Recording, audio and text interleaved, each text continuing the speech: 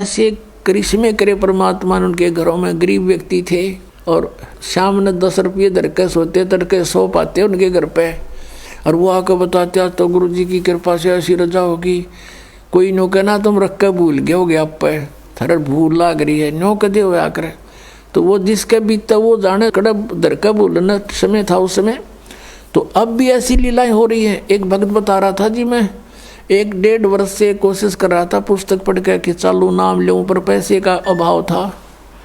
तो वो कह रहा था कि ऐसे करते करते मैं घना दुखी हो गया, भगवान परमात्मा का इतना अमृत ज्ञान और मैं पहुँच नहीं पा रहा, रोने लग गया। एक दिन कहता 100-200 रुपये बैंक में पड़े थे, वो निकलवाने गया था, 6,000 रुपये बैंक में पाए।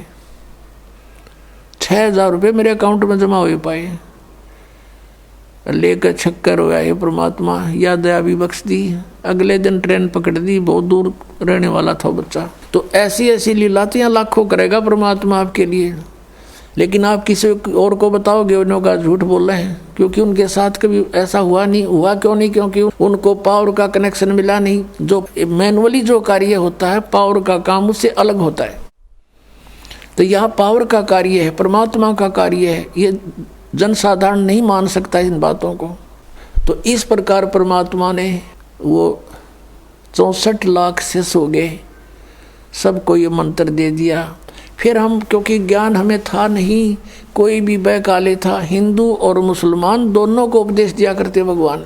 और कहा करते भाई हिंदू मुस्लिम दो नहीं भाई, दो कहे सो नरक में जाई, एक पिता की संतान हो तुम, ये काल ने तुम्हारे को यहाँ आपस में दुश्मन बना दिया, भिन्न भिन्न बना के।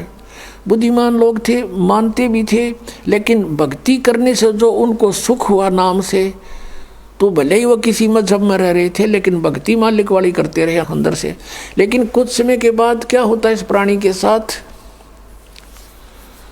कि इसको सुख घना हो जाता है, क्योंकि वो मालिक सुखदाई है, ये दयालु परमात्मा है। इसकी जरा सी मेर से इतना सुख हो जाता है, जीव बौंदल जाता है, विचलित हो जाता है। फिर कुछ दिनों के बाद क्या हुआ, धीरे धीरे परमात्मा से दूर हो गए। कोई कह दे नहीं भाई भगवान तो भगवान है, ये कबीर भगवान नहीं है, ये अल्लाह नहीं है, ये तो झूठ बोलता है। ठीक है तुम्हें सुख हो गया होगा, छोटा मोटा कोई सिद्ध पिद्ध होगा ये ऐसे। तो इस तरह उन्होंने, हमें ज्ञान ना होने से अपने मजहब के लोगों ने परमात्मा से हमें पुनः दूर कर दिया। लेकिन उस मालिक का उद्देश्य था वो पूरा हुआ। हम परमात्मा को ना पहचान कर भटक रहे हैं। नहीं तो इतना आसान है मोक्ष, इससे आसान वस्तु है कोई नहीं, और इससे आसान कोई काम नहीं। जैसे रोटी खाना बनाती है बहनें, बेटियां, माताएं, और कितना जुगाड़ जोड़ती हैं, अब गिनती भी ना हो, इतने आइटम इकट्ठे करने पड़ते हैं। परात कितना, फिर तवा, चूल्हा, लकड़ी, तेल है, और फिर कटोरा, फिर चम्मच, फिर नमक, मिर्च, इतनी आइटम इकट्ठी करके, और फिर आटा बनाना, फिर सब्जी काटना, छोंक लाना है। और इसी गर्मी हो चाहे सर्दी, उसमें वो चाहे वर्षा हो। अब तो कुछ एक गैस के चूल्हे चाले हो गए, नहीं पहले तो लकड़ियाँ जलाया करते थे, अब भी जलाते हैं। 90% लोग लकड़ियों से ही खाना बनाते। तो गिल्ली हो जाए वर्षा के दिनों में, वो जल के देना, फूं फूं आँख लाल हो जाए, और फिर भी बना के छोड़ दें हम। और परमात्मा के भजन में कुछ भी तो ना, जीभ भी ना लानी, अरे यो ना होता हमारे थे, देखे खोटे लाग रहे, जीवा भी नहीं हलानी, बिना जीभ के सिमण दे दिया मालिक ने। सांस तो आवेगा तुम्हें, लेट के ले लो, बैठ के ले लो, चलते लो, वो सिमण करो। और ये प्रथम मंत्र है, इसका जाप भी मानसिक करो, मौखिक नहीं करना। तो मौखिक तो जैसे अलग बैठे हो अकेले कर लो, नहीं मानसिक करो इसको। तो इस तरह इसमें कुछ भी ठाके ना लेना, और ना कोई जुगाड़ जोड़ना, और यूँ भी ना कर सकते, फिर हमारे जैसे नालायक नहीं, फिर हम किसे भगत है। तो कहने का भाव ये है कि ये सबसे आसान है मोक्ष पाना। अब हम उसी प्रसंग पर आते हैं। तो ऐसे परमात्मा हमें चार्ज कर गए, और चार्ज करके चले गए। मालिक सहश्री राय थे, सहश्री चले गए। तो हम मालिक को नहीं पहचान सके, इसलिए उनसे विमुख हो गए थे। परमेश्वर ने एक लीला की थी। अब परमात्मा के बहुत से शिष्य हो गए और सत्संग किया करते थे, वहाँ पर भक्त आते थे, बेटियां बहनें भी आती थी। तो जब हमें सुख हो जाता है तो हम अपने परमात्मा में भी दोष निकालना शुरू कर देते। ये मन की आदत है, मन चाहता है इसे दूर करूं किसी प्रकार परमात्मा से। एक वैश्या थी गणिका, उस बेटी ने, बहन ने रात्रि के समय सत्संग सुन लिया। कोई दया हुई परमात्मा की, वह झांकी में बैठ गई अपने मकान में। रात का समय था, कहीं दूरी पर सत्संग हो रहा था, और रात्रि का जो साइलेंट पीरियड होता है, बिल्कुल शांत मौसम होता है, वातावरण, दूर तो का आवाज़ जाती है, और परमात्मा तो चाहे उसको सुना दे अगर दूर बैठे। तो उस बेटी ने सारी रात सत्संग सुना कि मनुष्य जन्म परमात्मा पाने के लिए प्राप्त हुआ है, और इसकी भक्ति ना करके असंग जन्म कुत्ते बने, असंग जन्म गधे बने। वो सारी डिटेल मालिक ने सत्संग में सुनाई। तो उस बेटी का एकदम प्रेरणा होगी। पुण्यात्माओं, सत्संग एक ऐसी वस्तु है, ये ऐसा तत्व है कि आत्मा को जोड़ कर धर देता है, चाहे कसाई भी क्यों ना हो।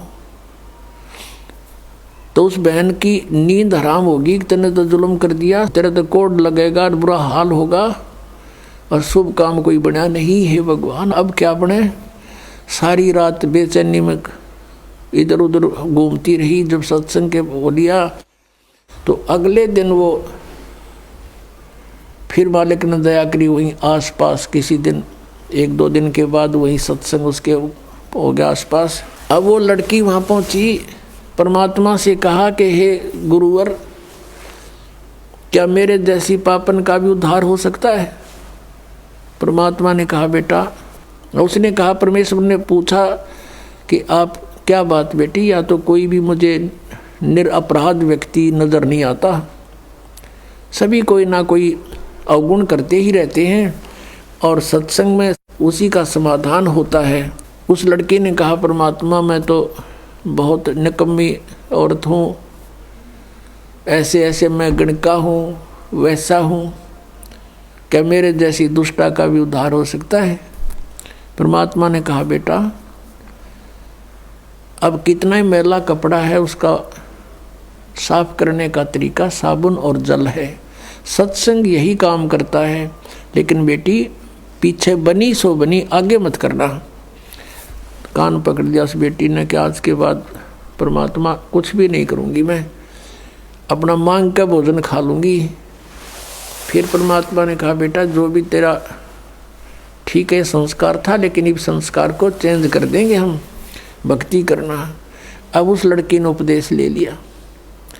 अब पुणात्मा जिसका लागा सोतन जाने, उसने तेन सोचा तू मरगी कति 92 माटी होगी तेरी, और उम्र भी 40-45 के आसपास हो चुकी है। और पुण्यात्माओं को ये काल जगह जगह अच्छी बुरी तरह फंसाता है। तो उसके लगन लगी, पिछला संस्कार प्रबल था बेटी का, जहाँ भी सत्संग हो लड़की वहीं पहुँच जा और निकट जा बैठे, मालिक के मुँह की तरफ देखे और सत्संग सुने, गहराई से विचार करे। अब क्या होता है कि वहाँ संगत में जैसे कोई और बाहर के व्यक्ति कहने लगे रहे, तुम्हारे गुरुजी के पास तो वैश्या भी जान लगी, सुप्रसिद्ध वैश्या थी वहाँ उसकी, काशी शहर की। तो कुछ एक ने तो अपनी बहन बेटियों को, अपने जैसे पुत्रों को जाना बंद करवा दिया, और कुछ एक जो वहाँ जाते थे वो उस लड़की को धमकाने लग गए, तो मत आया कर यहाँ पर, तूने गुरुजी की बेइज्जती करा दी है, सारे शहर में चर्चा हो रही है। अब वो रुके क्योंकि उसको तो मुश्किल तरह पाया बेचारी ने, और वहाँ से दूर होगी तो उसने हिसाब ला लिया कि तेरा तो नाश हो गया, नरक में भी ठिकाना नहीं है। तो अगले दिन परमात्मा के सामने रोने लगी, प्रभु आपकी बेटी है तो पापन, प्रदाता अपना आश्वासन दिया है कि पापी भी पार हो जाते हैं, इस आस में मैं आपके चरणों में लग रही हूँ, और मुझे यहाँ आने के लिए मना किया जा रहा है। परमात्मा ने कहा क्या बात सारी बता, कि ऐसे ऐसे कुछ भक्त कहते हैं, कुछ माई कहती हैं कि तू नीच है, यहाँ मत आया कर, गुरुजी की बेइज्जती करा दी। तब परमात्मा ने कहा बेटा तू खूब आया करे, और तुझे मना कर उसको मुझे बताना है। फिर परमात्मा ने सत्संग के माध्यम से उनको आगाह किया, भाई कोष्टी होवे संत बंदगी कीजिए, हो वैसा के विश्वास चरण चित दीजियो। यदि कोई भगत के कोड भी लाग रहा हो, चाहे कैंसर हो रही हो, लाड़ पड़ती हो, और वो भक्ति कर रहा है, नाम ले रखा है, उससे नफरत नहीं करनी चाहिए। उसको भी सत्साई बुलावे, प्यार से बोले। ये तो किसी का भी हो सके यह बीमारी, तो आपका भी हो सके जब बकवाद करोगे तो। लेकिन अब वो भक्ति कर रहा है तो भक्त हो गया वो, और इससे उसको राहत भी मिलेगी। और जैसे कहते हो वैसा के विश्वास चरण चित दीजिए। यदि किसी बहन बेटी गलती से किसी भी दुष्कर्म में फंसी हुई है और वो भी सच्ची लगन से भक्ति करती है, कहते हैं उसको भी रिस्पेक्ट देना, बकवाद नहीं करनी चाहिए। तो इस तरह के बहुत से प्रमाण दिए कि इंसान अपने अवगुणों को नहीं देखता, दूसरों में दोष निकालता है। और ये खास बात होती है कि चोर को चोर दिखाई देते हैं और दुष्कर्मी को सभी दुष्कर्मी दिखाई देते हैं। जैसे एक चोर आकर के एक नेक व्यक्ति के घर पर रुक गया, राह चलता अतिथि बन के। अब उस नेक व्यक्ति ने उसको एक नेक अतिथि जाना, क्योंकि वो स्वयं नेक था। उसने उसको चोर नहीं माना, खाना खिलाया, बढ़िया वस्त्र दिए, सर्दियों के दिन थे, अपने घर में चौक में सोया जहाँ आप सो रहा था। अब धनी तो सो गया ठाठ से, चोर उठा, उसका धन निकाल कर रात को चंपत हुआ। अब वो चोर तो चोर था, लेकिन उस नेक आदमी को चोर दिखाई नहीं दिया। फिर एक नेक व्यक्ति उस चोर के घर पर डट गया, राह चलता। अब उसने रोक लिया, रुक गया। अब वो नेक व्यक्ति तो सामने सो गया उसके घर पे, और वो सारी रात जागता रहा। कदे यूँ चोरी कर ले जा रात ने, कदे चोरी कर ले जा रात ने, यूँ जागता रहा। क्योंकि वो दोष उसमें खुद विद्यमान था, उस नेक व्यक्ति में नहीं था, अतिथि में। और भी बहुत से प्रमाण परमात्मा ने दिए कि एक साधु किसी लड़की को पीटा जा रहा था, नगर के लोग उसको मार रहे थे, संत वहाँ पर पहुँच गए। वो बड़े सिद्ध पुरुष थे, सबको पता था कि इसकी वचन में शक्ति है। उसने कहा कि भाई बच्चों क्या हो गया, क्यों मार रहे हो उस बेटी को। सभी गांव वालों ने कहा कि ये उल्टा है, ये यहाँ दुष्कर्म करती है। तो संत ने कहा कि एक काम करो, रुक जाओ, ऐसे नहीं, इसको सजा हम बताएंगे, ऐसे देना। सब पत्थर उठाओ एक एक, और एक एक पत्थर इसको मारेंगे, इसको तरफा तरफा के मारेंगे। सब उठा लो, सब ने एक एक पत्थर उठा लिया। और संत ने कहा भी इसका पत्थर वो मारा जिसमें कभी कोई अपराध ना किया हो, जिसके मन में ये दोष ना हो, वो करे इस काम ने, नहीं तो यही भस्म हो जाओगे। एक के हाथ में पत्थर ना रहा और छोड़ कर दूर जा खड़े हुए। परमात्मा ने कहा रे कुछ तो सोचो निकम्यो, ये अकेली दुष्कर्म करती थी या तुम्हारे गांव का भी था कोई। नीचे मुँह कर लिया, उसको क्यों नहीं पीट रहे तुम। तो कहने का भाव ये पुण्यात्माओं, हम जब भगत बनाएंगे, परमात्मा के मार्ग में चलेंगे, तो इस तरह की सांसारिक बाधाओं से भी हमने निपटना होगा और प्यार के साथ, इस ज्ञान के साथ हमने आगे बढ़ना है। अब वह लड़की आने लगी, लेकिन इतना ज्ञान सुनकर भी बुद्धि भ्रष्ट व्यक्ति उसी तरह व्यवहार करते रहे उस बेटी से। परमात्मा की आत्मा दुख पाई कि ये दुष्ट अभी समझे नहीं मैं क्या कहना चाहता हूँ। अरे जब इनके इतने कष्ट थे, सब सो जिक्र करा करते हैं, भगवान हमें से सुख हो गया, मुझे ऐसे सुख हो गया, आपकी दया होगी, हमारे तो बुरा हाल हो रहा था, आपने बसा दिए। और आज स्वयं ये प्रभु पा के गए यहाँ पर अरेंजमेंट करने वाले। तो परमात्मा ने क्या किया, वह लड़की को बहुत तंग करने लगे। तो परमेश्वर क्या करने लगे, उस लड़की के घर पर जान लगे, बेटी मैं आऊँगा वहाँ तेरे घर पे। अब वो बदनाम क्षेत्र, और वहाँ कबीर परमेश्वर जावें, और चौक में बाहर चारपाई लगा ले, आंगन में मेन गली के ऊपर गेट, वहाँ सामने चारपाई लगा कर बैठ जा, लड़की बैठ जा सामने, लड़की के पैरों पे पैर रखकर वो पैर दबा, और परमात्मा उसके सांथलों पर पैर रख कर बैठ गए। और वो चेले जान देखे खे दे ही जा, और भी बताऊँ, कहा जा दिखाऊँ तेरे गुरु जी के कारनामे। अब कहने का भाव यह है कि परमात्मा ने सोची या सुर सुर सुर सुर अच्छी ना होती लाइन का एक कब परीक्षा कर लो, किसी एक भक्त रह रहेंगे। उनको समझ चुके थे कुछ हद तक आदरणीय रविदास साहिब जी, और वो ज़्यादातर कबीर साहब के साथ ही रहते थे। रविदास जी से कहा कि भगत एक काम कर, एक हाथी ले आ किराए पे। हाथी किराए पे ले आई और उस लड़की से कहा बेटी कल तो पूरा श्रृंगार करके आ जाना। अब ठीक पिताजी, जो आपकी आज्ञा, आपकी बेटी हाजिर रहेगी। तो उसने ऐसे अपना सारा श्रृंगार किया। और परमात्मा कबीर जी ने क्या किया, एक बोतल में गंगा जल भर लिया, सफ़ेद बोतल में, लड़की को बिठा लिया बीच में और हाथी के ऊपर रविदास जी को बना दिया ड्राइवर यानी पीलवान, और आप बैठ गए पिछले साइड में, और लड़की के कंधे पर हाथ रख लिया, आधा लटका न्यू आगे ने चेस्ट की तरफ, और एक हाथ में वह गंगा जल और बोतल पीवे न्यू, और उस लड़की न्यू करे उड़ा बैठे बैठे। अब परमात्मा ने कहा उसको रविदास जी को कि मेन बाजार में के काट दिया अपनी गाड़ी को। अब मेन बाजार में के काट दिया परमात्मा ने वो हाथी, और जो देखा वो अरे कौन है यो भाई, सरेआम वैश्यावृत्ति शुरू करती कि कबीर है जो लाया धानक कबीर भगवान बतावे थे, उनके चेला लाऊं बुला बुला के कि आजा तेरे गुरु जी के कारनामे दिखाते हैं। वो जो सा देखा नू कहे ना, मैं तो वहीं जाया करता कदे कदे, मैं ना जाता था वहाँ पर, मुझे तो फलाना लेके गया था एक दिन। इस तरह कहने का भाव ये है कि 64 लाख का ग्रुप हो गया था, और इस लीला न देख के एक नहीं पाया टोया भी, सब विमुख हो गए परमात्मा से। अब क्या बताते हैं आदरणीय गरीबदास साहिब जी, कहते हैं परमेश्वर ने यह लीला किस लिए की थी कि बड़ुआ बड़ुआ सब कहें कोई न जाने खोजी, दास गरीब कबीर कर्म यो डारे सिर का बोझे। सब उसको बड़ुआ बड़ुआ कहने लगे परमात्मा को, कोई गहराई से समझ नहीं सका ये लीला क्यों की थी कि दास गरीबदास साहिब जी कह रहे हैं कि कबीर कर्म और डाल है सिर का बोझ, कि ये 64 लाख का वजन धर लिया सिर के ऊपर, एक भी चेला नहीं ये मोक्ष होने दोगा। कहते इनको अपने सिर से पटक रहा है इनको नीचे। अब परमात्मा उनसे कहा करते थे कि जब तुम्हारा विनाश होया पड़ा था, किसी को कोई दुख था, किसी को कोई दुख था, जब तो मैं भगवान था और आज मैं शैतान हो गया, इतनी बुद्धि काम करती है तुम्हारी।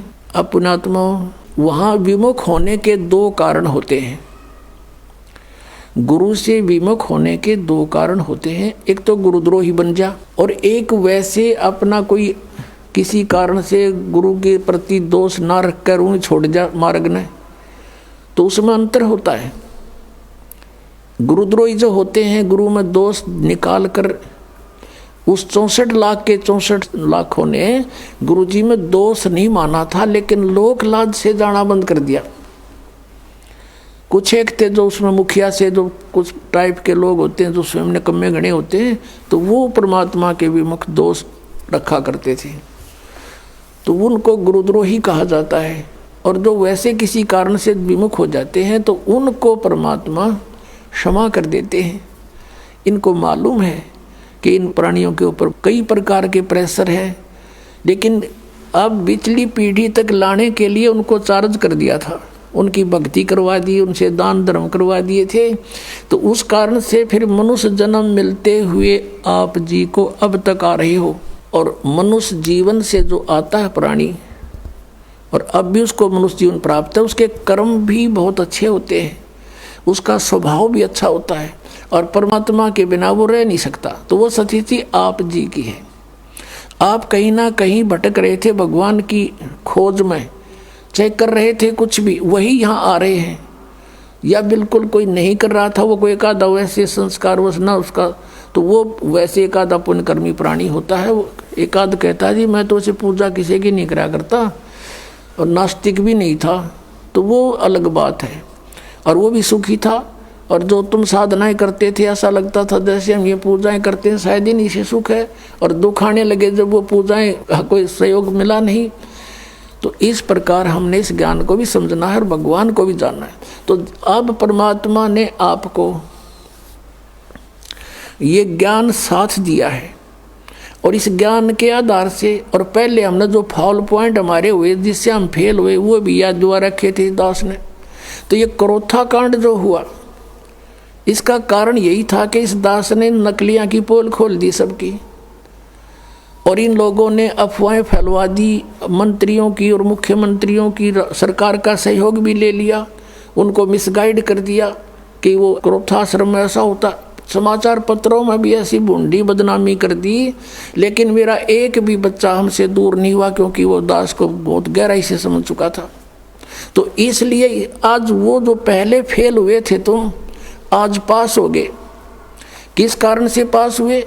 कि आप जी ने परमात्मा को पहचान लिया, आप शिक्षित हैं, वेदों को दिखाया दास ने, गीता जी को दिखाया, पुराणों को दिखाया, अन्य नकलियों के सब आपके सामने इतिहास दिखाए, तो आपको 100% विश्वास हो गया कि कबीर इज गॉड, और हमारे गुरुजी हैं, चाहे कोई कुछ भी कहो। तो इस प्रकार से वो जो पहले हम फाउल हुए थे, ईब ना हुए, तो अब हम पार हो जाएंगे। हमने भगवान को पहचान लिया, कबीर परमात्मा को परमात्मा मान लिया, और ऐसे बिना हम आगे चल नहीं सकते थे। ऐसी बेहुदी अफवाहें फैलाई गई थी समाचार पत्रों के माध्यम से, मीडिया के चैनलों के माध्यम से। यदि अब नया भक्त कोई आया हो और उनको देख ले तो आज भी नफरत हो सकती है उसको, लेकिन मेरे साथ जितने भी लाखों की संख्या में थे, एक भी वापस नहीं हुआ, क्योंकि ये बहुत अच्छी तरह समझ चुके थे। दास ने इनको तोते की तरह पढ़ा रखा था, या बैठा के, जैसे ही बाप के साथ प्रयत्न हो रहा है। अब जो प्रसंग चल रहा है, जो जन मेरी शरण है ताका हूँ मैं दासी, गेल गेल लाग्या फिरूं जब तक धरती आकाशी, जो बच्चा गौ की नजर में यूं साई को संत, भक्तों के पीछे फिरे यू भक्त वत्सल भगवंत। परम पूज्य कबीर परमेश्वर ये भक्त वत्सल भगवान है। अब उन्हीं आत्माओं में से एक आत्मा मुसलमान घर में जन्म हुआ, उसका राबिया नाम था उसका, राबी। अब परमात्मा किसे दयालु हैं, जैसे आपको बहुत बार वेदों के प्रकरण दिखाए हैं। ऋग्वेद मंडल नंबर 9 सूक्त नंबर 86 के मंत्र 26-27 में, ऋग्वेद मंडल नंबर 9 सूक्त 82 के मंत्र 1, 2, 3 में, ऋग्वेद मंडल नंबर 9 सूक्त 96 के मंत्र 16 से 20 में, ऋग्वेद मंडल नंबर 9 सूक्त 1 मंत्र 8 और 9 में, ऋग्वेद मंडल नंबर 9 सूक्त 20 मंत्र 1 में, और भी अनेकों स्थानों पर समय आने पर मालिक की दया होगी इन वेदों का एक अच्छी तरह से जो अनुवाद किया जाएगा। तो वेदों में भी लीला लिखी है, भगवान ऐसी लीला करता है। वो परमक्षर ब्रह्म पूर्ण परमात्मा है, वो ऊपर रहता सतलोक में, सचखंड में, और वहाँ से गति करके आता सशरीर, और वो 3 प्रकार से शरीर धारक है, 3 प्रकार के शरीरों से सभी का धारण पोषण करता, सबकी संभाल करता है। एक रूप तो परमात्मा का सतलोक के अंदर स्थिर है, जिसमें करोड़ सूर्य करोड़ चंद्रमा मिला दे एक रोमकूप की इतनी रोशनी है, मनुष्य दृश्य है। और दूसरी टाइप का जो शरीर मालिक धारण करते हैं, नवजात शिशु का रूप धारण करके प्रकट होते हैं किसी तालाब के ऊपर जल पर, इसलिए उसको नारायण बोलते हैं। वो निर्धारित कार्य होता है परमात्मा का, किसी संस्कारी हंस वहाँ से कोई उठा ले जाते हैं, और वो फिर उस परमात्मा की परवरिश की लीला एक कुंवारी गायों से होती है। वो कुंवारी गायों का दूध पीते और नहीं पीते हैं, और वो परमात्मा वहाँ से चलकर आते हैं। वो कबीर देव है, कबीर साहब है वो, और अच्छी आत्मा को मिलते हैं, उनको ज्ञान देते हैं। तो इसी आधार से परमात्मा स्वयं भी कहते हैं, गोता मारूं स्वर्ग में जा बैठूं पाताले, कह कबीर ढूंढता फिरूं अपने हीरे मोती लाले। ये खुद भगवान भी कहते हैं। और जिनको परमात्मा मिले वो भी यही बताते हैं, जैसे आदरणीय नानक साहिब जी को मिले बेई नदी पर सचखंड से सतलोक से सतपुरुष आए कबीर देव जी, और उनको बेई नदी से अंतर ध्यान करके सचखंड में लेकर गए, फिर वापस छोड़ा सतलोक से। उन्होंने आते ही नौकरी त्याग दी, एक नवाब के यहाँ नौकरी करते थे, और फिर परमात्मा की खोज में बनारस पहुँचे। और जहाँ देखा था ऊपर भी सतलोक में परमात्मा एक जिंदा महात्मा के रूप में आकर नानक साहिब जी को ऊपर लेकर गए थे। अब उसी रूप में परमात्मा सतलोक के अंदर विराजमान, उसी शकल में और उसी रूप में जुल्हे का काम कर रहे बनारस में, काशी में। वहाँ जब जाकर देखा और सचमुच ये तो वो परमात्मा है जो मुझे सचखंड लेकर गया था, सतलोक में देखा था। तब कहा था फाई सूरत मुल्की वेश ए ठगवाड़ा ठगी देश खरा सियाणा बहुता बार ये दानक रूप रहा करता रे। अब फिर नानक जी की कोई ना सुने, वहाँ जुला इकट्ठे हो गए, कहीं पंजाब तो आके बौड़ी बौड़ी बात करे इस नीरू के पुत्र ने भगवान बतावे। अब कहने का भाव ये है कि जो लीला वेदों में लिखी है कि वो परमात्मा सतलोक से चलकर आता है और यहाँ पृथ्वी पर प्रकट होता है, अच्छी आत्माओं को जा जाकर मिलता है। आदरणीय मुलुकदास जी को मिले, आदरणीय दादू साहिब जी को मिले, आदरणीय गरीबदास साहिब जी को मिले, आदरणीय घीसा दास साहिब जी को मिले, गांव खेकड़ा जिला मेरठ उत्तर प्रदेश में। आदरणीय गरीबदास साहिब जी को मिले, गांव छुडानी जिला झज्जर हरियाणा में। और गरीबदास जी ने कहा था कि सर्व कला सतगुरु साहिब की हरियाए हरियाणे नू। तुम कहते हो भगवान हमने पाया को नहीं, निराकार है, मैं कह रहा हूँ हरियाए हरियाणे नू। गरीबदास जी कहते हैं मैं कह रहा हूँ हरियाए हरियाणे नू। परमात्मा यहाँ आए थे हमारे पास जब तक हरियाणा बना भी नहीं था, ज्वाइंट पंजाब था, और शब्द बोले गए हरियाए हरियाणे नू। परमात्मा के वचन से ये अलग क्षेत्र हरियाणा बन गया, नहीं तो आज हम इस वाणी को कैसे स्पष्ट करते कि हरियाए हरियाणे नू। तो ये हरियाणा क्षेत्र बना दिया मां, लेकिन बनवाना ही था। ये कहते हैं साध वचन पलटे नीचे पलट जा ब्रह्मांड। अब जो प्रसंग चल रहा है वहीं आते, इसी आधार से परमात्मा उस लड़की को मिले राबिया को जा करके। 12-13 वर्ष की लड़की थी, खेतों से चारा लेकर आ रही थी। परमात्मा वहाँ एक कुएं पर बैठ गए, लड़की भी बैठ गई, क्योंकि पिछली आत्मा जो होती है, कहते हैं साधु दर्शन राम का और मुख पर बसे सुहाग, दर्श उन्हीं को होते हैं जिनके पूर्ण भाग। कबीरा साधु दर्शन का साहिब आवे याद, वो है समय लेखे में बाकी का समय बर्बाद। अब आत्मा साधु संत को देखकर बड़ी खुश होती है कि भगवान इन संतों के रूप में ही आता है। वो लड़की बैठ गई, परमात्मा के तरफ देख कर एकदम आसक्त ऐसी होगी, खिंचाव सा बना कि तो महात्मा है कोई। तो उससे प्रश्न किया कि आप कौन हो, कहाँ से आए हो। तो परमात्मा ने कहा बेटी मैं अल्लाह अकबर हूँ। अब लड़की ने सोचा अल्लाह अकबर हैं आप सचमुच? हाँ मैं बेटी मैं खुद खुदा हूँ। तो कहने लगे आप यहाँ किस लिए आए हो? कि मैं आपके लिए आया हूँ बेटी, आप साधना गलत कर रहे हो, आप सच साधना कीजिए। आप जो मुसलमान धर्म के अंदर साधनाएं करते हो ये साधनाएं पाप की हैं, मांस खाते हो हैं, तुम ईद बकरीद मनाते हो, ये साधनाएं अच्छी नहीं है तुम्हारी। वो कहने जी हम नमाज करते हैं। नमाज तो अच्छी बात है, वो तो प्रार्थना है प्रभु की, लेकिन करती किसके हो? अब किसी की एप्लीकेशन लिख कर चल पड़े, नाम अगले का लिखा नहीं कि किसको देनी है, किसी डीसी को देनी है या कमिश्नर को देनी है, नाम की तरह लिखा नहीं, साहब लिख दिया ऊपर, अल्लाह कहो साहब कहो। तो कौन सुनेगा तेरी एप्लीकेशन ने? या नमाज तुम करते भी हो तो तुम किसके नाम भेज रहे हो? ये क्यों? तो बेचून अल्लाह है, बेचून है, फिर तुम्हें क्या मदद करेगा? वो बेचून है तो निराकार है। तो लड़की वो तो मालिक के सामने इस अज्ञान का कहाँ ठिकाना है। लड़की बहुत प्रभावित हुई, कहा बेटा तुम असक जन्म हो गए भटकत्या ने हैं, अब पिछले जन्म में मनुष्य थे तो अब मनुष्य हो गए, अगले जन्म में भक्ति ठीक ना हुई तो पशु बन जाओगे या मनुष्य भी बन गए, तो ये प्रोसीजर फिर शुरू तुम्हारा, ये कोई एंड है इसका? तो बेटी बहुत प्रभावित हुई और उसने कहा भगवान फिर क्या करूं? कि बेटी उपदेश ले मेरे से और भक्ति कर डट के अपना भजन किया करे।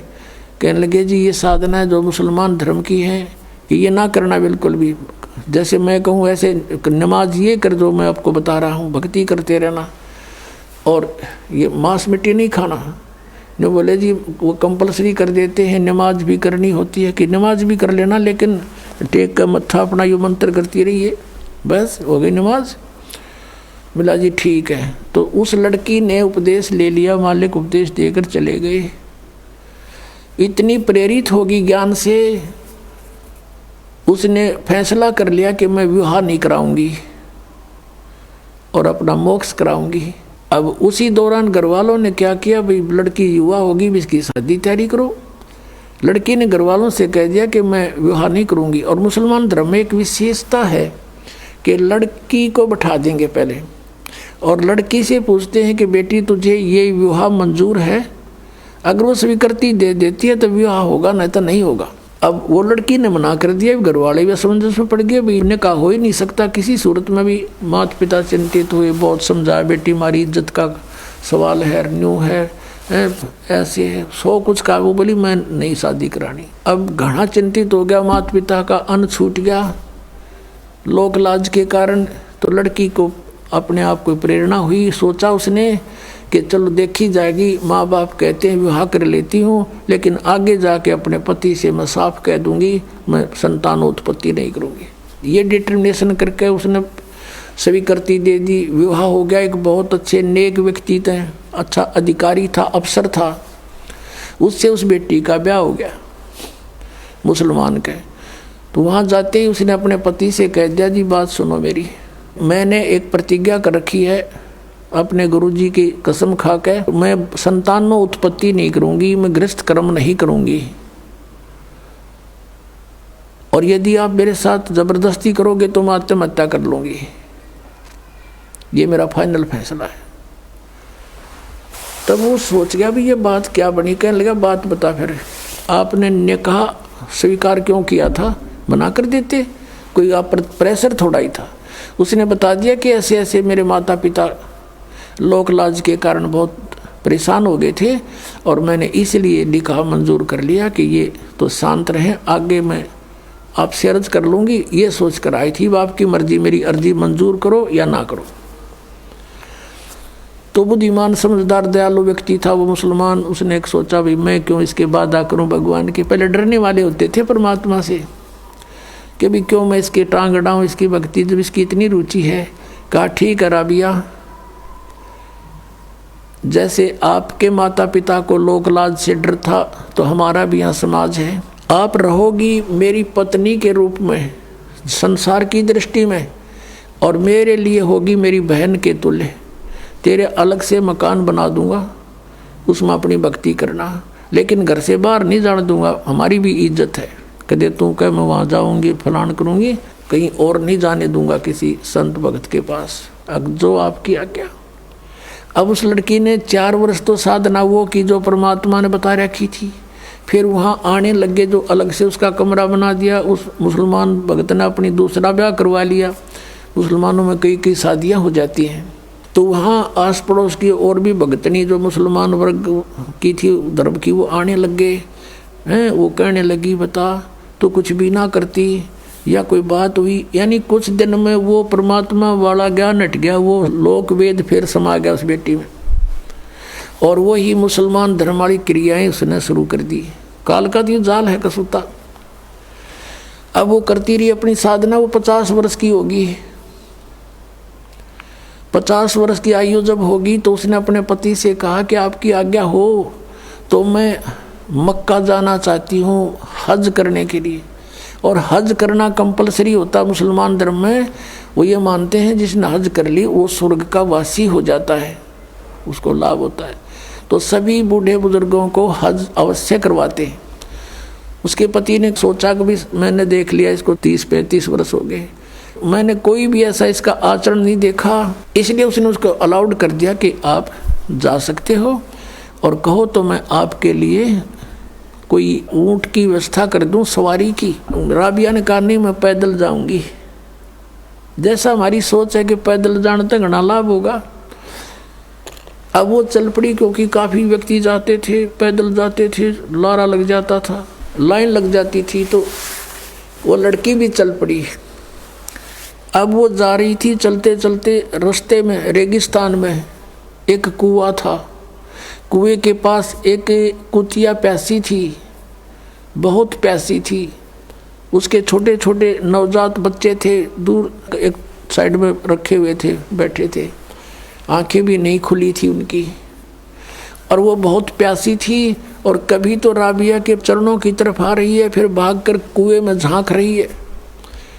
अब राबिया उसकी भाषा समझ गई कि इसको प्यास लगी है।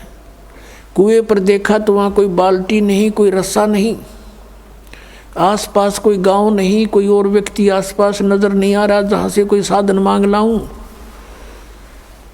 अब उस लड़की ने आव देखा ना ताव देखा, अपने बाल पाड़े, लंबे लंबे बाल थे, वो बाल पाड़े न, एक एक बाल फटाफट सारे बाल पाड़ के और एक रस्सी बनाई। ये है मुसलमान, ये मांस खावर उदमस्ता रहे, ये मुसलमान नहीं है। वह लड़की थी मुसलमान। कहते दया बिना दरवेश कसाई, जिसके दया नहीं वो भगत किसा। लंबी लंबी इतनी लंबी रस्सी बांटी अपने बाड़ाते हैं, बहुत नीचे दल होते थे, और अपने वस्त्र निकाल कर, पहले मोटे मोटे खद्दर के कपड़े होते थे, वो कपड़े निकाल कर उसका बांध के और पानी में भिगोए। एक मटका पड़ा था टूटा हुआ घड़ा, आधा हिस्सा, उसको निचोड़ा और उसमें डाल देर कुतिया टूट कर पड़ गई, साथ की साथ पी जावे। तो कुतिया को पानी से छकाया और अपना जो लो लोहान होगी थी वो कपड़े ऐसे अपने कपड़ों से पोंछ के उनको धो धा के सूखा झाड़ झूड़ के ऐसे और पहन लिए, और पहन के चलने की तैयारी की थी मक्का में। कहते वो मक्का वाली बिल्डिंग एज इट इज उठ के और वहाँ आ खड़ी हुई उस कुएं के साथ में, जैसे प्लेटफार्म पर रेलगाड़ी लग जाती है। उसने देखा मक्का, मक्का पहुँच गई, मैं सपना सा हो गया, एकदम दौड़ के उसमें चढ़ी। चलते ही वो वहाँ से उठा और उसमें सारे यात्री उसमें जितने जा रहे थे माथा मुथा टेके थे वो सारे उसके अंदर, और वहाँ मक्का है नहीं स्थान पर, वहाँ सारे देखें कित गया वो हमारा मक्का। तो फिर कुछ देर के बाद वो विमान की तरह वापस जाके वहीं स्थापित हो गया। अब इस कारण से पूरे मुसलमान धर्म में उस क्षेत्र में ये हो गया, वह भक्ति होता राबिया कैसी, भक्ति होता राबिया जैसी। मक्का भी वहाँ बुला लिया राबिया ने, पक्का इसके लिए वहाँ पहुँच गया। अपने आत्मा ये समझना कि जैसे दास आपको बता रहा था कि पहले जो भी हमें सुख होता था या कोई घर में ऐसी अच्छी घटना होती थी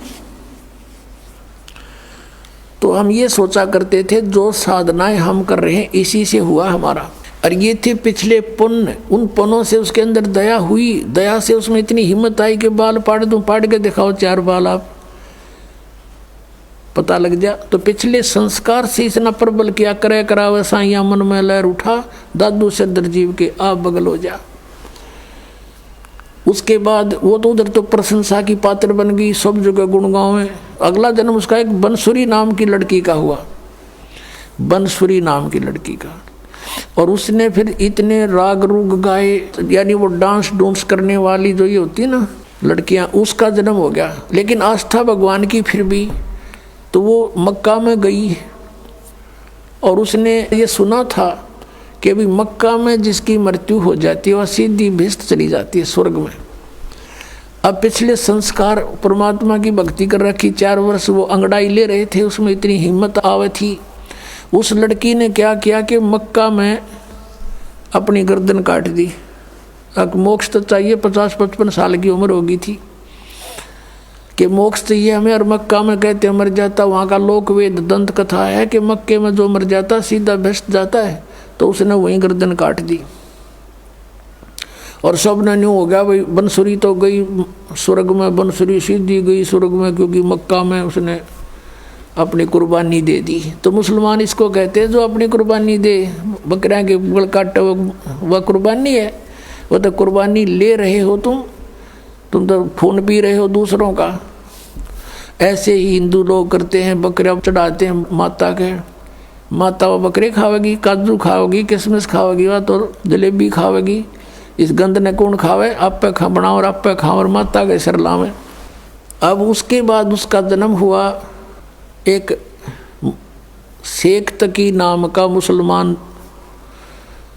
पीर था, राजा सिकंदर लोधी का, दिल्ली का बादशाह एक सिकंदर लोधी राजा हुआ है। वो बहलोल लोधी का पुत्र था, बहलोल लोधी नाम का एक राजा हुआ है, वो भी दिल्ली का बादशाह था। तो सिकंदर लोधी का वो धार्मिक गुरु था। सिकंदर लोधी को बहुत भयंकर रोग हो गया था जलन का, कहीं पर भी जंतर से मंत्र से किसी ट्रीटमेंट से उसको कोई राहत नहीं मिली थी। तो परमात्मा कबीर जी के आशीर्वाद मात्र से सिकंदर लोधी स्वस्थ हो गया था। और उसके बाद वो परमेश्वर कबीर देव जी की बहुत इज्जत करता था, उनको बहुत आदर देता था। जो धार्मिक उसका गुरु था मुसलमान शेख तकी, वो कबीर जी से ईर्षा करने लग गया कि तेरी रोजी रोटी जावेगी। राजा का ज़्यादा इसमें प्रेम बढ़ गया। वजीर और फकीर आपस में ईर्षा करे बिना रहा ना करें, तो बहुत ज़्यादा ईर्षा करने लग गया। उसने सोची कबीर जी को नीचा दिखाऊं, अब किसी तरह कबीर जी को ऐसा राजा की दृष्टि से गिरा दूं इसको। ऐसे अवसर की खोज करने लगा। एक दिन राजा सिकंदर लोधी कबीर परमेश्वर जी को साथ लेकर काशी से लौट रहे थे, बनारस से दिल्ली आ रहे थे। शेख तकी भी साथ था। एक दरिया पर पड़ाव डाला रात्रि बिताने के लिए। तो उधर से शेख तकी ने अपना बेरुखी दिखाई राजा के प्रति।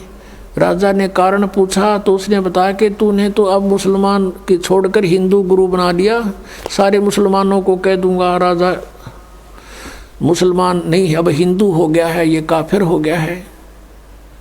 राजा को पता था कि इसने एक बार मुसलमानों को कह दिया सब मेरे से विमुख हो जाएंगे, मेरा राज्य जाएगा, सब इसकी मुट्ठी में है। तभी उसको साथ रखता था सिकंदर लोधी शेख तकी को, इसलिए साथ रखता था कि कम से कम इसका मुंह चुप रहे, ये ठीक रहा रहे और सब समाज मेरे साथ रहे मुसलमान। राजा को बड़ी चिंता हुई। परमेश्वर साथ थे अलग टेंट में। राजा से पूछा कि क्या कारण है, टेंशन किस बात की। सिकंदर लोधी ने सब कारण बता दिया। सिकंदर लोधी ने कहा कि इस प्रकार ईर्षा किए हुए है। कबीर जी बोले मैं वापस चला जाता हूँ। नहीं, आप नहीं जा सकती, कुछ भी हो। फिर सिकंदर लोधी ने फिर कारण पूछा कि आप कैसे प्रसन्न हो गए शेख तकी, कि मैं तब प्रसन्न होऊंगा तू जिसको भगवान कहता है, अल्लाह कहता है कबीर को, मेरे सामने कोई मुर्दा जीवित कर दे। क्योंकि सिकंदर लोधी ने स्वामी रामानंद जी जो कबीर परमेश्वर जी के गुरुजी थे, उन्होंने कोई ऐसा अपशब्द कह दिया था मुसलमानों के बारे में सिकंदर लोधी को रामानंद जी ने, तो सिकंदर लोधी ने रामानंद जी की गर्दन काट दी थी। और वैसे लोगों की दृष्टि में, संसार की दृष्टि में तो कबीर जी के गुरुजी थे रामानंद, लेकिन रामानंद मानते थे कबीर जी को गुरुजी अपने हृदय से, लेकिन एक मर्यादा बनाए रखने के लिए वो गुरुजी बने हुए थे। तो सिकंदर लोधी ने जब गर्दन काट दी तो कबीर परमेश्वर जी ने स्वामी रामानंद जी को तुरंत जीवित कर दिया था वही सिकंदर लोधी के सामने। एक तो वो देखा अपनी आंखों के सामने भगवान की लीला, और फिर अपना जलन का रोग उसका ठीक हो गया। इस कारण से वो इतना प्रभावित हो गया था। और शेख तकी को भी उसने आकर ये बताया था, हे पीर जी, ये तो अल्लाह का रूप आए हुए हैं, मेरा दर्द ठीक हो गया, सारा रोग नाश हो गया। और ऐसे ऐसे इस रामानंद जी स्वामी ने हमारे मुसलमान धर्म के बारे में कुछ गलत बोला था और मैंने इसकी गर्दन काट दी, मेरे सामने जीवित कर दी। ये तो अल्लाह का स्वरूप है, ये तो खुद मालिक आए हैं। इस चीज़ तो चढ़ गया, इतना ईर्षा करने लग गया। तो उस दिन कहता है कि मैं जब जानूँ मेरे सामने कोई मुर्दा जिंदा करे ये कबीर, नहीं तो मैं सब मुसलमानों को कह दूंगा कि राजा काफिर हो गया। सिकंदर लोधी ने कारण बताया कि शेख तकी ये कहता है गुरुदेव कि मेरे सामने कबीर जी कोई मुर्दा जिंदा करे, और नहीं तो सचमुच ये आग लगा देगा। मुझे ये चिंता का विषय बन गया। तब कबीर जी ने कहा कि कह दो इसको कोई मुर्दा ले आओगा, ला देखते हैं बन की बात है। अब शेख तकी से कहा सिकंदर ने, अब वो कह रहे हैं कि लाओ कोई मुर्दा उठा के। कहने लगे मैं कहाँ से लाऊं, ऐसे कोई मुर्दा होगा जब देखेंगे। इतने में मालिक ने कहते हैं है कि परमात्मा से अपने भगत का दुख इतना भी नहीं देखा जाता, एक सेकंड भी। कुछ ही मिनटों के बाद क्या देखते हैं कि एक लड़का मरा हुआ, मृत्यु के पश्चात जल प्रवाह कर दिया गया था। अंतिम संस्कार कुछ कबीले ऐसे हैं वो सवाह नहीं करते, ना जमीन में गाड़ते, वो जल प्रवाह कर देते हैं। वो लड़का अपना समय पूरा करके जल प्रवाह कर दिया था, मृत्यु हो गई थी, वो बहता हुआ आ रहा था। किसी ने बता दिया कि वो आ गया मुर्दा, वो आ गया मुर्दा। उसी समय सब इकट्ठे हो गए तो परमात्मा ने कहा कबीर जी ने कि शेख तकी अब तू ट्राई कर ले, कदे बाद में नंबर बनावे। कहता मैं भी कबीर क्या ज़्यादा जानता है। तो शेख तकी लगा फू ठा करने। उसने सोचा मैं कर दूँ तो मेरा नंबर बन जाए। वो दूर चला गया मुर्दा। आइए अब हम उन श्रद्धालुओं के अनुभव जानते हैं जो जगत गुरु तत्वदर्शी संत रामपाल जी महाराज जी से दीक्षा प्राप्त कर चुके हैं तथा उनके द्वारा बताए गए भक्ति मार्ग पर चल रहे हैं। नमस्कार सर। साहेब। सर क्या नाम है आपका? जय नारायण ददोरे। जय नारायण जी, आप कहाँ के रहने वाले हैं? 218 बी साई बाबा नगर, इंदौर, मध्य प्रदेश। सर संत रामपाल जी महाराज से नाम दीक्षा आपने कब ली? जी मैंने संत रामपाल जी महाराज जी से नाम उपदेश सन 2016 मार्च महीने में ली। संत रामपाल जी महाराज से नाम दीक्षा लेने से पहले आप क्या भक्ति साधनाएं करते थे? जी सर, मैं संत रामपाल जी महाराज जी से नाम उपदेश लेने के पहले जय गुरुदेव पंथ मथुरा वाले जो हैं उनसे जुड़ा हुआ था। वहाँ पर करीब मैंने 3 वर्ष तक भक्ति करी। बाकी भक्ति करते करते मुझे कुछ भी ऐसा ना आध्यात्मिक लाभ हुआ, ना ही किसी प्रकार का कुछ लाभ प्राप्त हुआ। मतलब मैं बहुत ही परेशान रहता था और मेरे ऊपर कर्जा भी करीब 4 लाख रुपए का कर्जा हो गया था और वो भक्ति करने से मुझे ऐसा कुछ भी लाभ प्राप्त नहीं हुआ। सर आप पहले जय गुरुदेव पंथ में भक्ति करते थे, ये भक्ति साधना करते हुए आपकी आर्थिक स्थिति खराब हो गई, तो फिर इन सब परेशानियों के बीच आपको संत रामपाल जी महाराज की जानकारी कहाँ से हुई? जी सर, संत रामपाल जी महाराज जी के बारे में हमारे जो बड़े भैया हैं वो संत रामपाल जी महाराज जी से नाम उपदेश उन्होंने सन 2011 में ले चुके थे। तो वो जब भी उनसे मुलाकात होती थी वो हमको संत रामपाल जी महाराज जी की द्वारा लिखी हुई एक पुस्तक है ज्ञान गंगा, उन्होंने वो पुस्तक हमें दी। हमने वो पुस्तक पूरे विस्तार से पढ़ी। पुस्तक पढ़ने के बाद और हम संत रामपाल जी महाराज जी का जो सत्संग आता है साधना चैनल पर, वो सत्संग भी हम देखते थे। तो वो देखने के बाद फिर मैंने जो है संत रामपाल जी महाराज जी से नाम उपदेश लेने की सोची। तो अपने जो इंदौर मध्य प्रदेश है यहाँ पर उनका एक सेंटर खुला हुआ था। वहाँ पर जो है सेवादार लोग वहाँ पर सेवा भी करते हैं और वहाँ पर नाम उपदेश की भी निःशुल्क व्यवस्था रहती है। तो वहाँ पर जाकर के मैंने सन 2016 में निःशुल्क संत रामपाल जी महाराज जी से नाम उपदेश लिया। सर आपने संत रामपाल जी द्वारा लिखित ज्ञान गंगा पुस्तक पढ़ी। पुस्तक पढ़ने के बाद आपने संत रामपाल जी महाराज को अपना गुरु धारण किया। सर ज्ञान गंगा पुस्तक में ऐसी क्या बात है जिसे पढ़ने के बाद आपने संत रामपाल जी महाराज को अपना गुरु बनाया? जी सर, जैसा कि जय गुरुदेव पंथ में हम जुड़े हुए थे तो वहाँ पर बताते थे कि परमात्मा निराकार है और जो ज्ञान गंगा पुस्तक है संत रामपाल जी महाराज जी के द्वारा जो लिखित पुस्तक है उसमें परमात्मा को साकार बताया गया है। और जो संत रामपाल जी महाराज जी बताते हैं सारा प्रमाण सहित बताते हैं।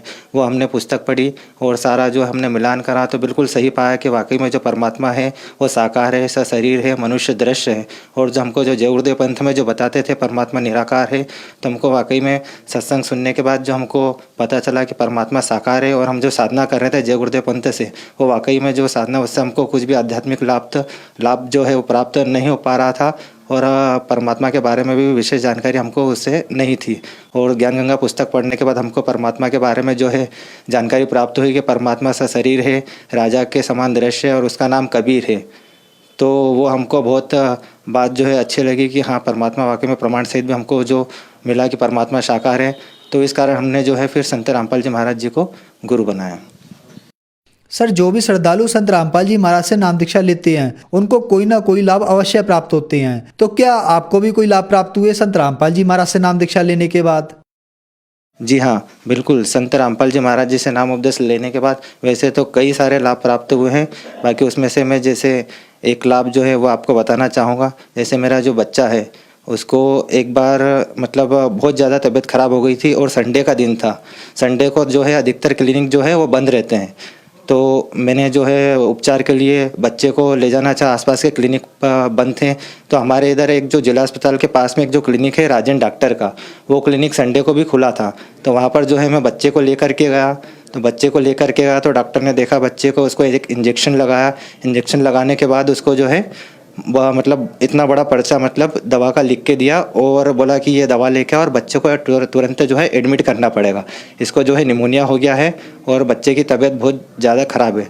अब मेरे पास जो है आर्थिक स्थिति कमज़ोर होने के कारण जो है इलाज के पैसे नहीं थे, तो उसमें करीब 5-6 हज़ार रुपये का खर्चा आता है बच्चे को अगर एडमिट करते तो मैंने डॉक्टर साहब को कहा, डॉक्टर साहब आप इसको एडमिट मत करिए, आपका अभी तक का जो बिल है वो मुझे बता दीजिए।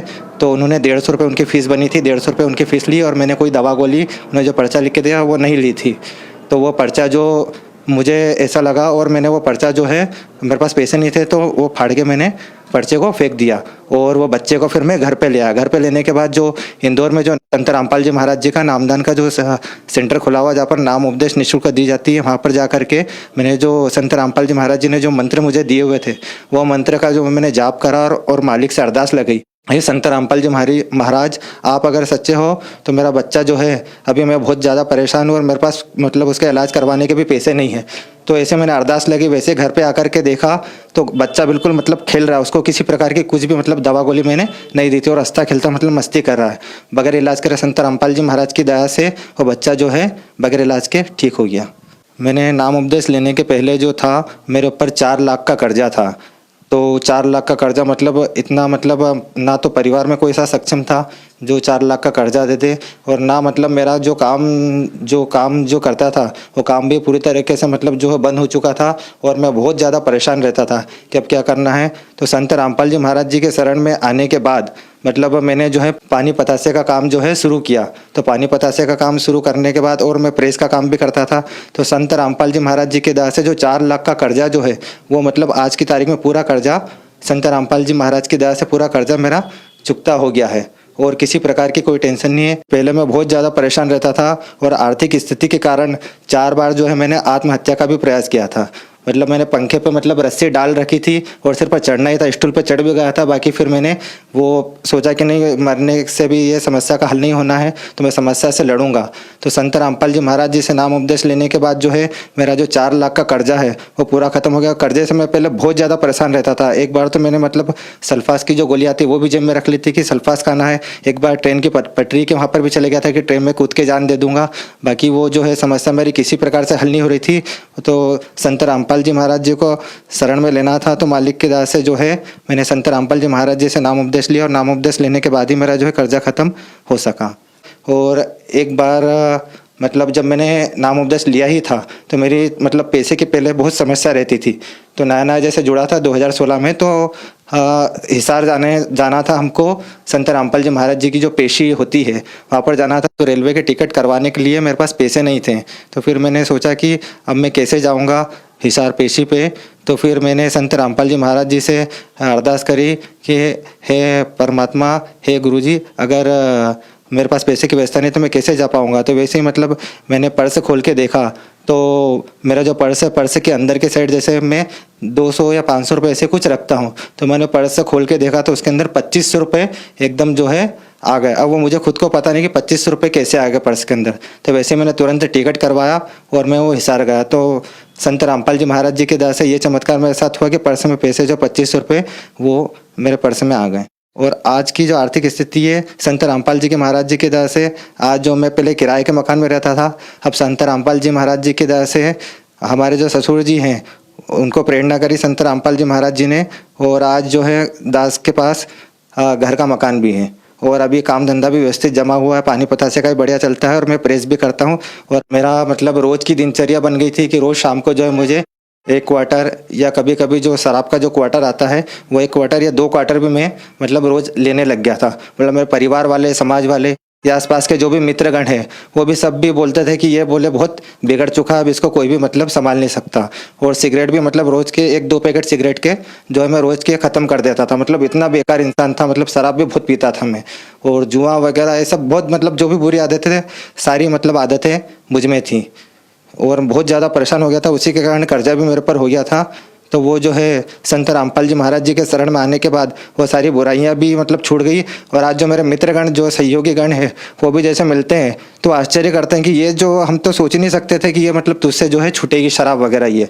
तो मैं उनको बार बार ये समझाता हूँ, देखो ये जीव के बस की बात नहीं है छोड़ना। ये संत रामपाल जी महाराज जी की दया ही है जो उनके नामोपदेश लेने के बाद जो है ये सारी चीज़ें छूट गई मुझसे। तो उनको भी मैं समझाता हूँ कि आप लोग भी आइए शरण में और अपना कल्याण करवाइए। और आज जो है मैं जो कुछ भी हूँ, नशा मुक्त जो हूँ, वो संत रामपाल जी महाराज जी की दया से ही हूँ। सर, संत रामपाल जी महाराज से नाम दीक्षा लेने के बाद आपका नशा दूर हो गया, जबकि सरकार लोगों को नशा मुक्त करने के लिए करोड़ों रुपए खर्च करती है, कई प्रकार की योजनाएं चलाती है। यह कैसे संभव है कि संत रामपाल जी महाराज से नाम दीक्षा लेने के बाद आपका नशा छूट गया? जी सर, जो सरकार जो योजनाएं चलाती है, एक तरफ तो सरकार अभी बोल रही है कि शराब बंद होना चाहिए और दूसरी तरफ जो है आहते और मतलब खोल रखे हैं, तो ये कैसे पॉसिबल है? संत रामपाल जी महाराज जी के शरण में आने के बाद जो है हमको ज्ञान हुआ कि शराब से हमारा जो है आगे क्या बनना है। शराब पीने के बाद जो हमको संत रामपाल जी महाराज जी ने सत्संग में बताया है कि शराब पीने के बाद हमको ये भुगतना पड़ेगा, तो हमको वो ज्ञान हुआ। और संत रामपाल जी महाराज जी के शरण में आने के बाद जो संत रामपाल जी महाराज जी ने जो हमको मंत्र दिए हैं, वो मंत्र मतलब इतने पावरफुल है, इतने शक्तिशाली, और मेन बात जो है वो मंत्र जो है प्रमाण सहित है। मतलब हमारे वेदों ग्रंथों के आधार पर जो संत रामपाल जी महाराज जो भक्ति देते हैं वो प्रमाण सहित देते हैं। तो मंत्र में इतनी शक्ति है कि वो मंत्र से ही हमारा जो है ये नशा छुड़ सका है। नहीं तो और भी जितने भी पंथ हैं उनके जो शिष्य हैं मतलब उनमें मतलब वो छोड़ना भी चाहे तो नहीं छोड़ सकते हैं, क्योंकि उनके जो भक्ति है सतमार्ग की भक्ति नहीं है और प्रमाण सहित नहीं है। तो मेरा सभी से ये प्रार्थना है कि आप सभी संत रामपाल जी महाराज जी के शरण में आइए और यहाँ पर आने के बाद आपकी सभी बुराइयाँ जो है वो छूट जाएगी। सर, संत रामपाल जी महाराज से नाम दीक्षा लेने के बाद आपकी आर्थिक स्थिति ठीक हुई। आप इस तरह से परेशान थे कि आप आत्महत्या करने की स्थिति में पहुंच गए थे, लेकिन संत रामपाल जी महाराज से नाम दीक्षा लेने के बाद आपकी आर्थिक परेशानी दूर हुई और आपके बच्चों को जो निमोनिया हो गया था वह भी संत रामपाल जी महाराज की कृपा से ठीक हुआ। और आज संत रामपाल जी महाराज की कृपा से आप नशा मुक्त हैं। तो जो श्रद्धालु आज आपको देख रहे हैं वह भी किसी न किसी परेशानियों से या नशे से ग्रस्त हैं, उनके लिए आप क्या संदेश देना चाहेंगे? जी, मैं सभी पुण्य आत्माओं से, सभी धर्म प्रेमी जनता से यही बोलना चाहूँगा कि आज जो है पूरे विश्व में जगत गुरु तत्वदर्शी संत रामपाल जी महाराज जी के अलावा कोई भी अधिकारी संत नहीं है। तो आप सभी पुण्य आत्माओं से, धर्म प्रेमी जनता से, माता बहनों से, भाइयों से, सभी से निवेदन करना चाहूँगा कि आप जल्द से जल्द संत रामपाल जी महाराज जी के शरण में आइए और उन्हीं के शरण में आने के बाद ही आपका कल्याण संभव है, क्योंकि पूरे विश्व में कहीं पर भी जो सद्भक्ति मार्ग है वो कहीं पर नहीं है। तो आप जी से निवेदन है, करबद्ध प्रार्थना है कि आप संत रामपाल जी महाराज जी से नाम उपदेश ले करके अपना कल्याण करवाइए और अपना मोक्ष करवाइए। सर, संत रामपाल जी महाराज से नाम दीक्षा कैसे ले सकते हैं? जी, संत रामपाल जी महाराज जी से नाम उपदेश लेने के लिए आप जैसे सत्संग सुनते हैं साधना चैनल पर, तो नीचे जो नीली लाइन पीली लाइन जो आती है उस पर संत रामपाल जी महाराज जी का मतलब पूरा जानकारी आती है कि यहाँ पर आप फ़ोन करके उनकी पुस्तकें भी बुलवा सकते हैं। और नाम उपदेश लेने के लिए अभी जो है जगह जगह संत रामपाल जी महाराज जी के सेंटर जैसे खुले हुए हैं, तो वहाँ पर जो है निःशुल्क नाम उपदेश दिया जाता है। आप जहाँ पर भी रहते हो, आपका जो शहर लगता हो, वहाँ पर आप जानकारी निकालिए और जो टीवी पर नीचे जो आती है उस पर कॉन्टैक्ट करेंगे तो आपको पूरी जानकारी मिल जाएगी और आप निःशुल्क नाम उपदेश संत रामपाल जी महाराज जी से ले सकते हैं। धन्यवाद सर। सत साहिब।